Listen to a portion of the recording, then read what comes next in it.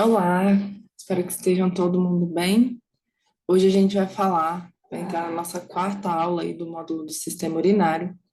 E aí a gente vai falar propriamente dita dos órgãos do sistema urinário, né? Então a gente passou 3 aulas falando só de osmorregulação, como os animais ganham água, como perdem água, como mantêm o controle de água interno dentro do corpo, tanto em ambiente terrestre quanto em ambiente aquático.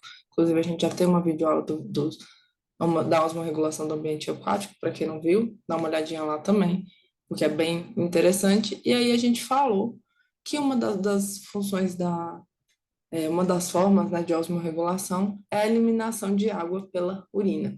Então, hoje a gente vai focar no sistema que é responsável justamente pela eliminação da água pela osmorregulação. E, de certa forma, nós temos outros sistemas, e cada animal vai ter sua peculiaridade, mas falando um pouquinho aí do sistema urinário, que é o sistema que a gente que é o sistema que promove as excretas, né, a excreção do nosso corpo aí.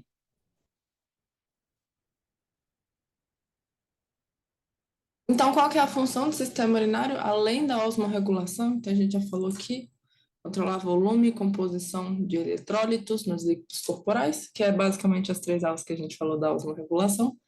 Mas, além disso, nosso sistema renal também tem a função de eliminar metabólitos que a gente produz no nosso corpo. Então, ele é o nosso verdadeiro excretor, por mais que o digestório produza excretas e elimine coisas do nosso corpo, ele não elimina verdadeiramente os nossos metabólitos. Então, a gente considera o sistema urinário como o sistema excretor, justamente por causa dessa eliminação de metabólitos que a gente produz. A ureia, por exemplo, é um metabólito que a gente produz por causa do metabolismo de proteína. E aí, o rim que vai fazer essa eliminação. Além disso, o nosso sistema urinário também vai fazer o metabolismo de substâncias tóxicas ou substâncias estranhas. Então, no caso dos humanos, né, a gente consome os fármacos eliminados aí pelo sistema renal também. A gente também consegue controlar a pressão arterial através da urina, principalmente em humanos. Agora a gente vai focar mais nos humanos e mamíferos, né?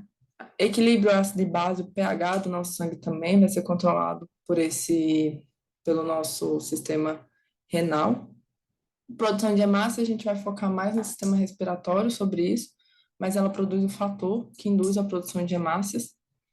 E ação dos hormônios, gliconeogênese. Então, essas várias funções aí que o nosso sistema renal vai ter, que vai manter a nossa homeostase. Então, ele é um dos que ajuda a manter a nossa homeostase, principalmente a nossa homeostase de água e eletrólitos. A gente falou na aula passada, vamos relembrar aqui, a gente é cerca de 70%, 60%, 70% de água. Nós temos água no líquido extracelular e no líquido intracelular, então 28 litros no líquido intracelular, basicamente, 14 litros no extracelular. E o extracelular é considerado tanto o líquido intersticial, aquele que fica entre a célula e o plasma, e o plasma propriamente dito. Entre esses líquidos, nós temos membranas, onde vai ter trocas desses líquidos e de eletrólitos acontecendo o tempo inteiro. Então, são membranas semipermeáveis. Lembra que a gente comentou com a relação à osmose, para a gente ter passagem de água, as membranas têm que ser semipermeáveis. Se a gente tentar pôr a água de um lado da sala para passar para o outro, nada vai acontecer, porque é uma parede que não é semipermeável, não tem como ter uma troca de água e eletrólitos aí. Então, essas membranas tenham essa capacidade de trocas, o que vai ser extremamente importante no nosso sistema urinário, porque a gente filtra, a gente absorve, a gente secreta coisas através da membrana. A gente precisa ter essa membrana semipermeável aí no nosso corpo. E a gente consegue ingerir e eliminar nossa água, ingestão através da ingestão mesmo de dieta, né? Da alimentação e beber água ativamente. E a eliminação, rins, pulmões também, capaz de falar. A gente falou das brânquias nos animais aquáticos, nos animais terrestres a gente falou que a nossa respiração é mais úmida, a gente também acaba eliminando uma porcentagem de água, suor e pele. Então, mamíferos transpiram, transpiração, suor, e as aves também. E aí a gente tem essas técnicas aí para manter a água dentro, essa osmorregulação que a gente falou tanto nas aulas passadas. Então, falando um pouco do nosso sistema urinário dos mamíferos e principalmente dos humanos, a gente tem o rim, que funciona como é o nosso grande filtrador, né, do sangue. Ele vai ser o principal aí.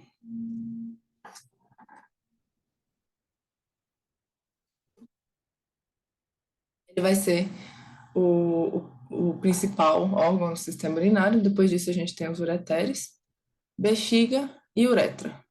Uretra nos homens é mais longa por causa do pênis, e nas mulheres é mais curta, isso também acaba facilitando o desenvolvimento de infecções urinárias. Então, é bem mais comum mulheres terem infecção urinária por causa dessa uretra mais curta também do que homens, por exemplo. Quase você não tem relato de homens falando que teve infecção urinária, mulheres, em compensação, têm uma facilidade maior, infelizmente.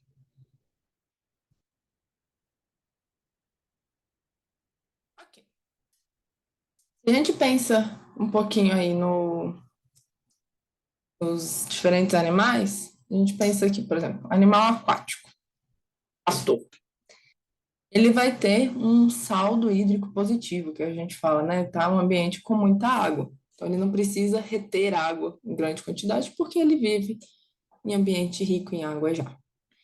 As papilas, que é justamente se a gente volta um pouquinho aqui e vê esse rim aberto, as papilas seriam essa região aqui de que a gente chama nos humanos de cálice, essa região pelve também, que é justamente o lugar onde a gente coleta essa água. Essas papilas, que é essa região aqui, ó, da medula, próximo já ao cálice, ela vai ser mais longa, mais curta, desculpa. Ela vai ser mais curta, justamente porque você não precisa ficar reabsorvendo água com tanta vontade. Então, você não precisa de uma papila muito longa para poder ter essa reabsorção mais efetiva. Espécies áridas, então aquele canguru, rato canguru que a gente falou bastante na aula passada, ele já vai ter uma papila que invade essa pelve renal aí com mais força.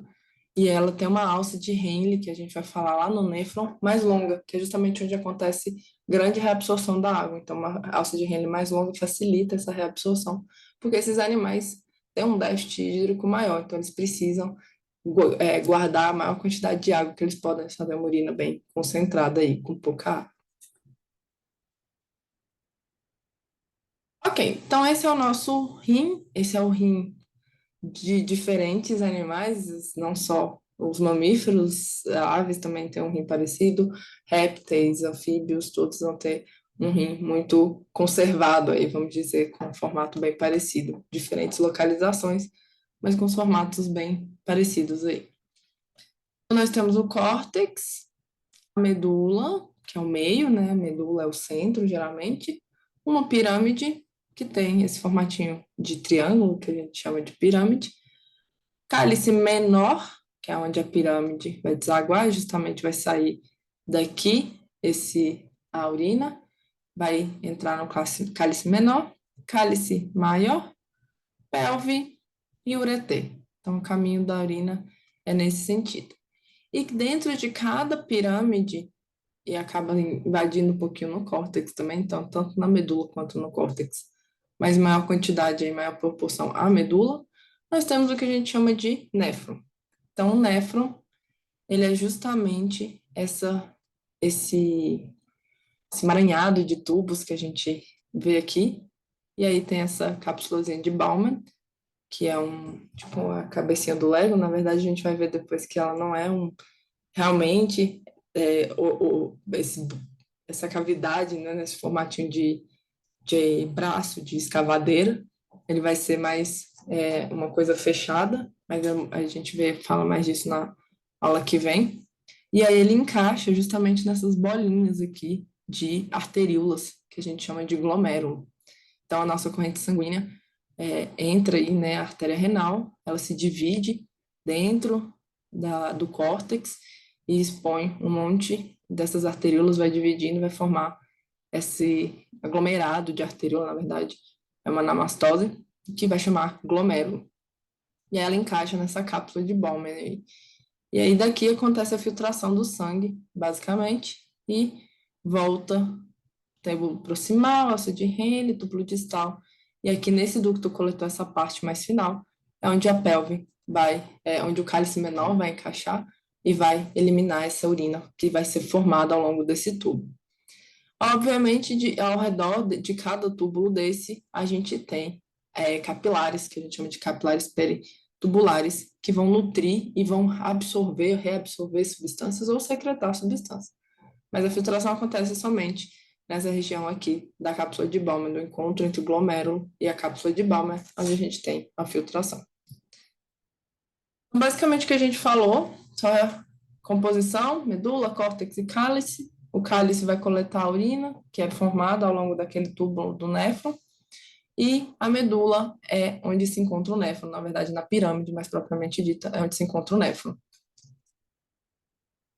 Esse é o néfron, a gente falou dele, e vale lembrar que hoje em dia, a gente fala que tem dois tipos de néfron. Um néfron, que a gente chama de cortical, então esse aqui que vai ficar mais próximo a maior porção dele fica no córtex, então tinha uma fala antigamente que só tinha, que o néfron ficava só na pirâmide, só na medula, mas hoje em dia sabe-se que tem uma porção que fica no córtex e uma porção que fica na medula. Então, ele fica ao longo do rim todinho.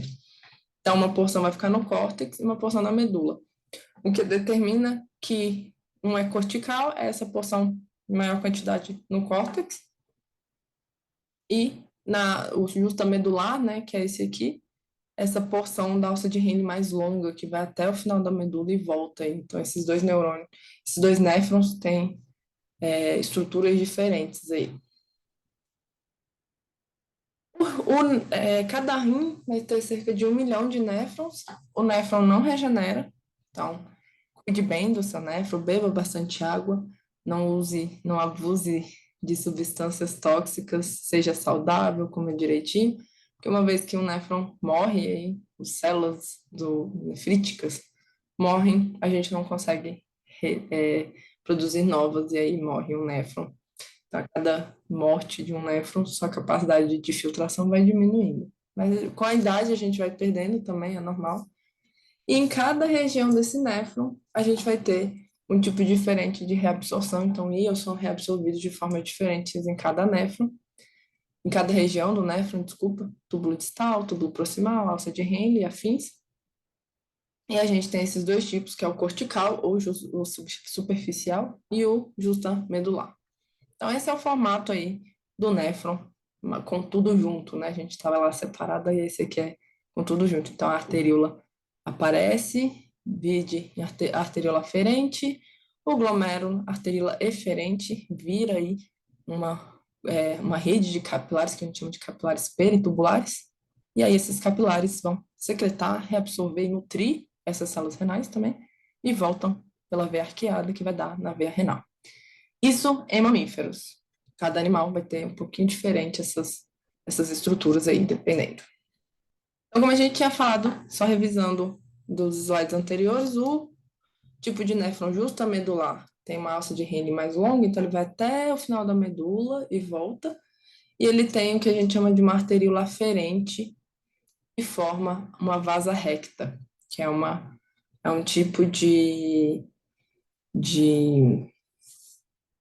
estrutura de rede de capilares diferentes daqueles capilares peritubulares, mas eles falam que estruturalmente é diferente, ainda não tem muito esclarecido qual seria a função diferente dessa vasa recta.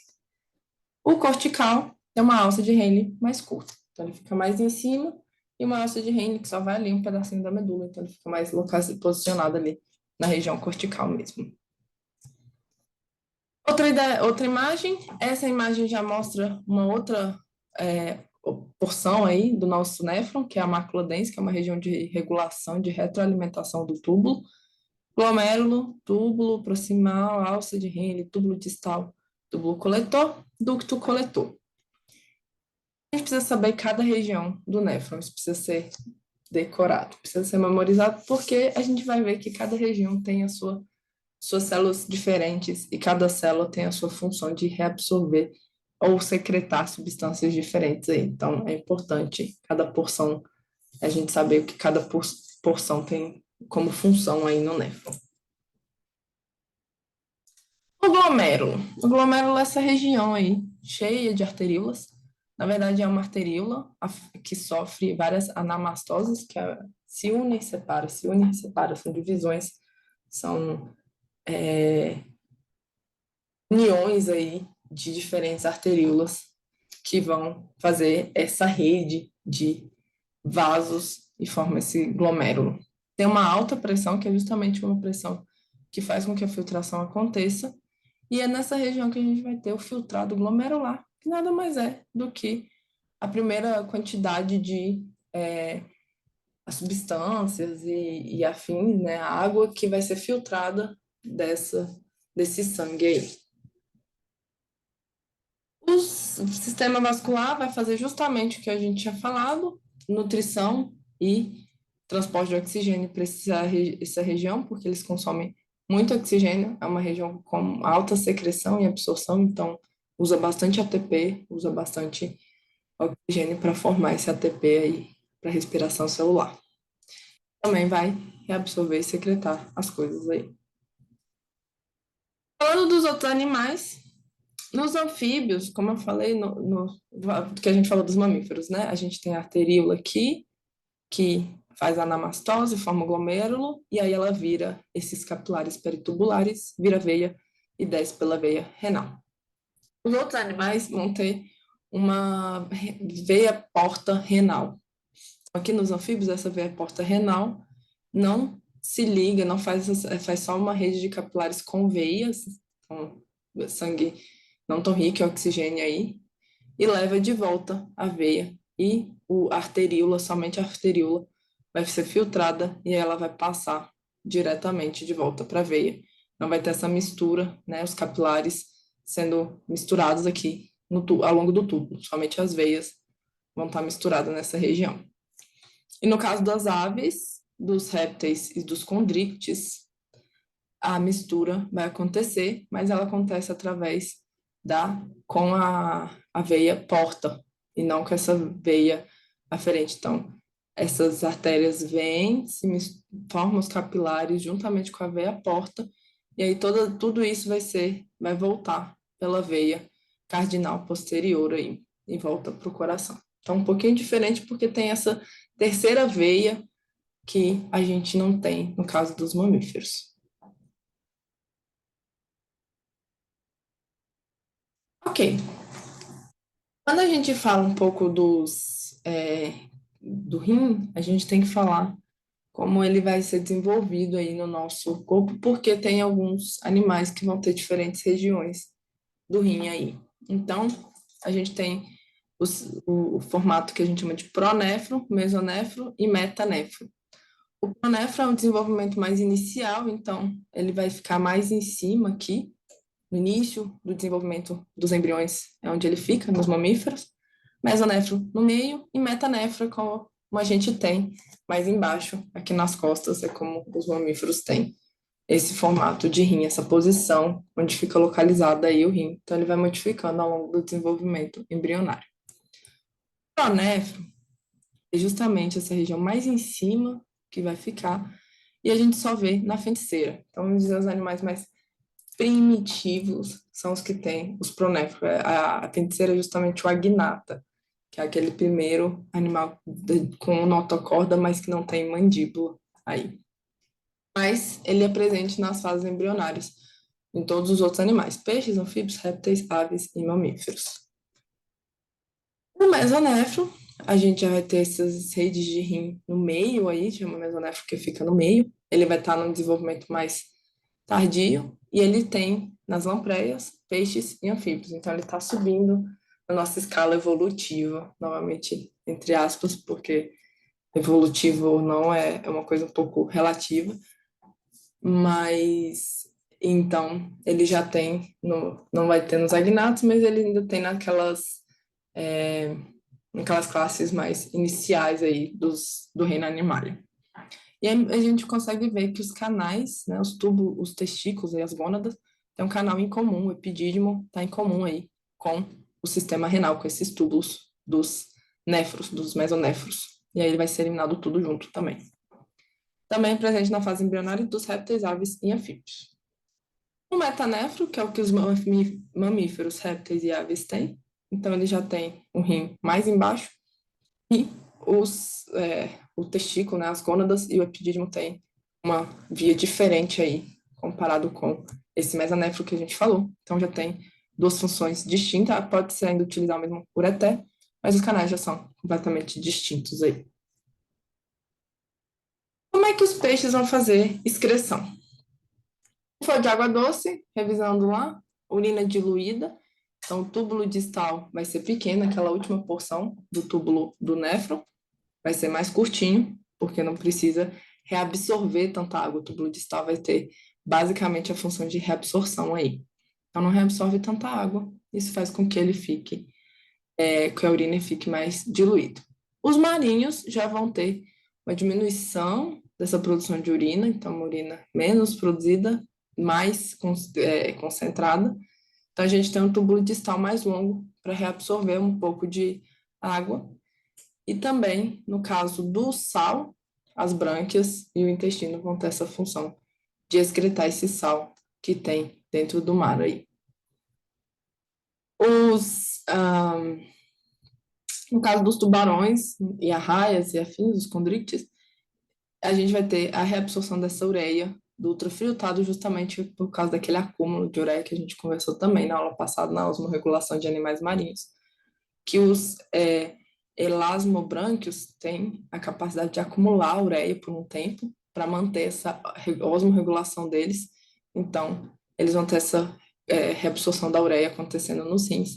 E eles também têm uma glândula retal aí, que facilita na eliminação dos sais. Os anfíbios, eles já têm uma capacidade de eliminar esse excesso de água pela urina diluída e capta o Na para compensar essa perda. Então, eles vão captar eles vão absorver esses sódios que estão perdidos na água doce justamente pela pele. Então, eles têm uma pele permeável a solutos. E eles fazem a urina diluída justamente porque eles absorvem bastante água. E aí essa água vai ser eliminada pela urina, também pelo tubo distal. Então, não vai ter tanta reabsorção assim. Nos terrestres, tem uma baixa taxa de filtração glomerular, então não filtra tanto assim e reabsorve muito para concentrar essa urina e diminuir essa perda de água aí. No caso dos répteis, eles têm um néfron na posição um pouco diferente do resto dos outros animais. E ele produz uma urina isosmótica ou mais diluída. Os marinhos vão ter a glândula de sal, que a gente comentou, que os répteis têm, e também as aves. E os terrestres vão ter a secreção de ácido úrico, que não precisa aí do sal para ser eliminado. Então, basicamente, uma revisão do que a gente falou das outras aulas aí de osmorregulação. Excreção de aves e mamíferos, então já parecido com o que a gente tem uma urina hiperosmótica em relação ao plasma, porque a gente consegue reabsorver bastante água, principalmente na alça de Henle. E vai depender aí, então a gente tem essa formulazinha de a gente tem uma urina 2 vezes mais concentrada do que a plasmática, e os animais, principalmente mamíferos, desérticos, 25 vezes mais concentrada do que a plasmática.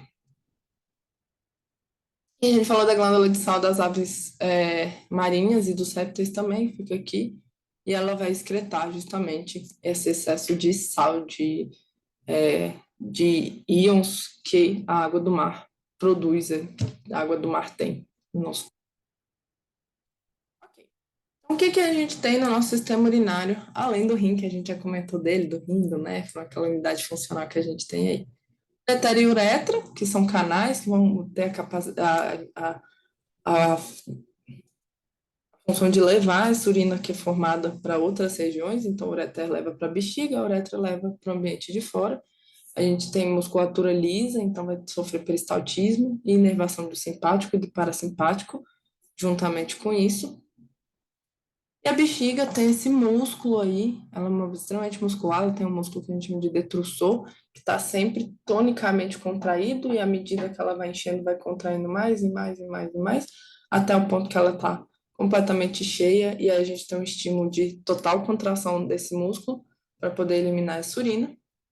Além disso, o ureter tem uma abertura dele, que faz com, e o músculo detrusor que contrai e não deixa essa urina voltar para o ureter, então fica também meio que parecido com o esfíncter, vamos dizer assim, mas é a contração desse músculo que impede esse retorno. E o esfíncter, que é onde vai sair essa urina formada através do esfíncter interno. Essa região aqui das três aberturas a gente chama de trígono. Bem comum na anatomia chamar trígono essas regiões que formam triângulos aí. Tem vários outros lugares esses trígonos. Depois disso a gente tem a região externa, que é justamente o esfíncter externo, que a gente localiza no diafragma urogenital. E esse é o que tem contração voluntária. A gente tem capacidade de controlar se ele abre ou fecha, dependendo da circunstância aí. Então, os animais têm, mamíferos também, nossos animais, gato, cachorro, acaba a gente conseguindo ensinar para eles segurarem, para irem só ao banheiro quando eles têm necessidade. Então, é um controle realmente voluntário aprendido que a gente tem. Uma inervação, então, da bexiga, só para a gente falar rapidinho do controle de micção. O simpático e o parasimpático vão nervar, o parasimpático vai gerar contração. Assim que a bexiga estiver cheia, tem uma informação recebendo que ele vai ser, que ele tem que contrair esse músculo, gera contração e libera esse esfíncter aí interno. Então, relaxa o esfíncter interno para essa bexiga sair. O simpático inibe essa contração, então ele inibe a ação do parasimpático. E o pudendo é a região que a gente tem o controle voluntário sobre, então ele age no esfíncter externo, e aí quando ele para de disparar, acontece o relaxamento. Quando ele dispara, você tem um relaxamento aí dessa, quando ele dispara, você tem a contração desse esfíncter, então ele fica tonicamente contraído, a menos que você tenha um estímulo para ele parar de contrair. Então, era isso que eu tinha para falar para vocês hoje do nosso sistema excretor, os diferentes sistemas no nosso reino animal aí. Dúvidas, sempre podem me contactar por e-mail e até a próxima aula.